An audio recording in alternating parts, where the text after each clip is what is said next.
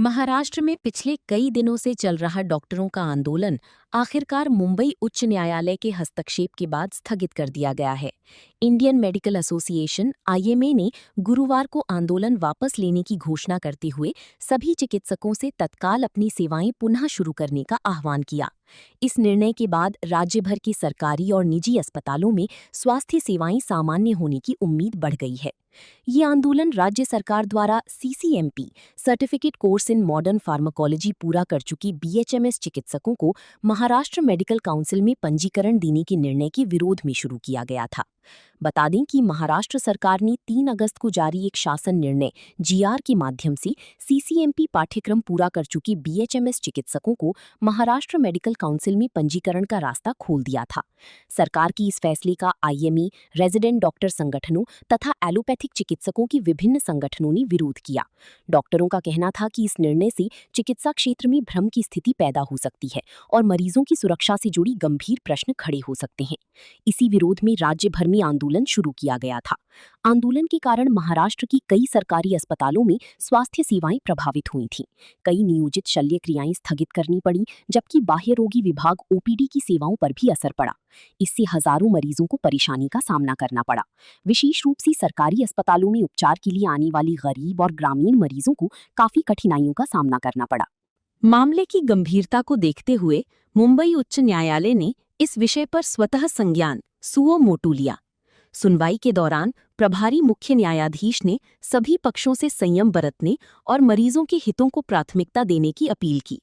न्यायालय ने राज्य सरकार के 3 अगस्त के शासन निर्णय को उसके मूल उद्देश्य के अनुरूप लागू करने के निर्देश दिए। साथ ही बीएचएमएस सीसीएमपी चिकित्सकों के पंजीकरण की प्रक्रिया तय करने के लिए एक मानक कार्य प्रणाली एसओपी तैयार करने का आदेश भी दिया। उच्च न्यायालय ने इस विषय पर व्यापक विचार विमर्श के लिए एक समिति गठित करने के निर्देश दिए हैं।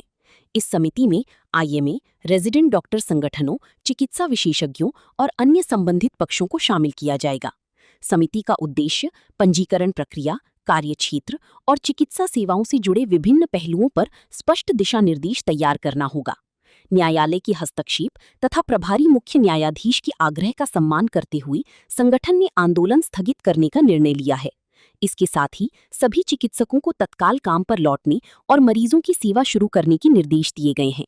महाराष्ट्र मेडिकल काउंसिल में होम्योपैथी स्नातकों के पंजीकरण से जुड़ी लंबित याचिकाओं पर मुंबई उच्च न्यायालय 13 और 14 अगस्त को लगातार सुनवाई करेगा। डॉक्टरों की आंदोलन स्थगित होने के बाद राज्य भर में स्वास्थ्य सेवाएं सामान्य होने का मार्ग प्रशस्त हो गया है। अस्पतालों में लंबित सर्जरी, ओपीडी सेवाएं और अन्य उपचार संबंधी कार्य अब पुनः नियमित रूप से शुरू होने की संभावना है। राष्ट्रीय आयएमएचा सहसचिव आहे। काल आम्ही संप मागे घेतला। संप मागे घ्यायचं कारण सगळ्यांना माहिती कदाचित झालं नसेल। सु मोटो हायकोर्टाने आम्हाला बोलवलं आणि सांगितलं की आधी संप मागे घ्या। आम्ही न्यायव्यवस्थेवर विश्वास ठेवणारे लोक आहोत आणि सगळ्यांनी ठेवायला पाहिजे। संविधानाचा आदर केला पाहिजे। आम्ही न्यायव्यवस्थेवर विश्वास ठेवला आणि संप मागे घेतला।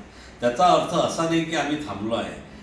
ही केस 13 आणि 14ला हायकोर्टातच आहे आणि हायकोर्टाचा निकाल आल्यानंतर ॲक्शन कमिटी जी स्टेट लेवलची आहे आणि नॅशनल लेवलची ॲक्शन कमिटी आहे, त्या ॲक्शन कमिटीच्या गाईडलाईन जशा येईल त्यानुसार आम्हाला पुढं वाटचाल करायची आहे। इथे संपलेलं नाही, कारण की हा मुद्दा आमच्यासोबत जुळलेला नाही।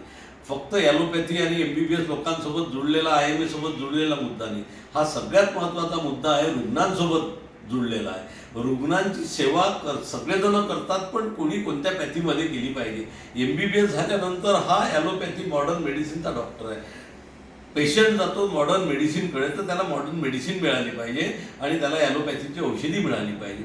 पण होमिओपॅथीवाल्याकडे जातो तर होमिओपॅथीची औषधी मिळाली पाहिजे। आयुर्वेदिक मध्ये गेलं तर आयुर्वेदिक औषधी मिळाली पाहिजे। या उद्देशानं पेशंट जात असतो। पण याला जर खतपाणी देत असेल मिक्सोपॅथी आणि क्रॉसपॅथीला सरकार, तर ते आम्ही कदापि सहन करणार नाही, कारण की याच्यात रुग्णांचे हाल होणार आहे, रुग्णांचा चोथा होणार आहे आणि रुग्णांचा चोथा आम्हाला होऊ द्यायचा नाही। एका वेळेला 2 काउन्सिलमध्ये कुणालाही रजिस्ट्रेशन मिळत नसते आणि याच्या विरोधात नॅशनल मेडिकल कमिशन सुद्धा आहे आणि त्याचाही आदर तुम्हाला करावा लागेल आणि तुमचं होमिओपॅथिक काउन्सिलचं तुम्हाला खरंच परवानगी आहे का?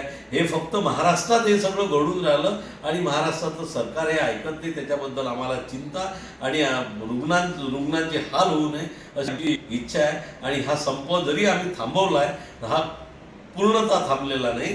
13-14 नंतर आम्हाला आणखी काय निर्णय घ्यायचा आहे, आम्हाला जे गाईडलाईन येतील त्या गाईडलाईननुसार आम्ही ॲक्शन घेणार आहे. जय IMA, जय महाराष्ट्र.